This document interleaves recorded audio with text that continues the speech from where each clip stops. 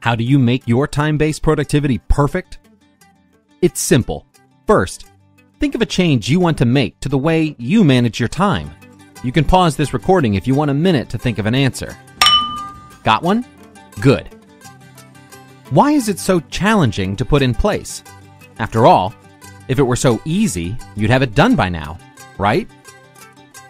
To answer that question, let's assume that you are already a productive professional. You're not a novice, and you've spent some time thinking about what makes you effective, efficient, and high-performing. Does that fit? Now, imagine a classroom where you could get some answers. No, not a class of kids. Adults who are like you. Smart people who want more than trivial answers and top 10 lists. That other stuff is for kids. You need some new insights that will help you to think differently, in a fresh, unique way. So let's start by dispelling a few myths. Number 1, time cannot be managed. Time management, it doesn't exist. You may have already received that bulletin. How about self-management? No, that's too broad to be useful.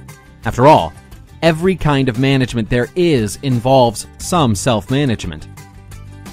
So what do you manage each day? It's something called a time demand, an internal, individual commitment to complete an action in the future. See, you create a bunch of these time demands each day and try to keep them alive until the actions you want to take are completed. Until that happens, you don't want to lose track of them. So myth number 1 is that time can actually be managed. It can't. Here are some more myths. Number 2, the myth instant, magical change. It's just not possible. Because we're changing habits, practices, and rituals here, not a hard drive on your laptop. Myth number 3, one size fits all. Well, that also doesn't work.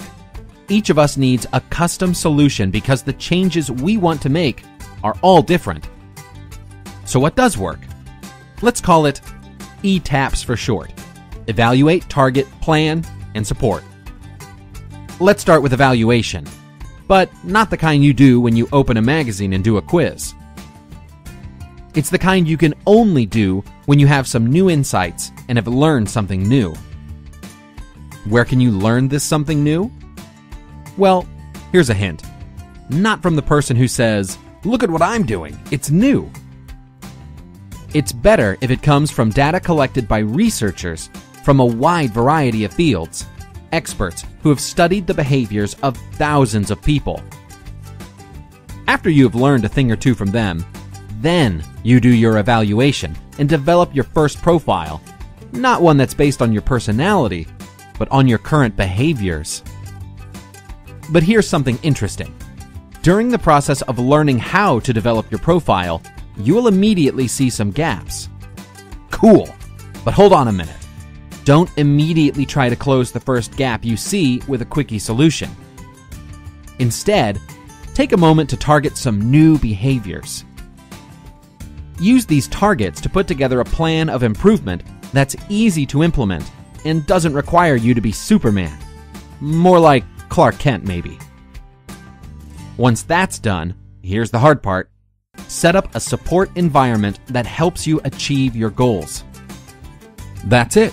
Not a guarantee of success, but a way to tip the scales in your favor so that you're more likely to succeed. Now, how about that change you wanted to make? It's probably caused by the low skills in your profile, but now you have a place to start. And here's why it's perfect. To improve is to change. To be perfect is to change often. Winston Churchill. Now available on Amazon.com. Perfect time-based productivity. A unique way to protect your peace of mind as time demands increase.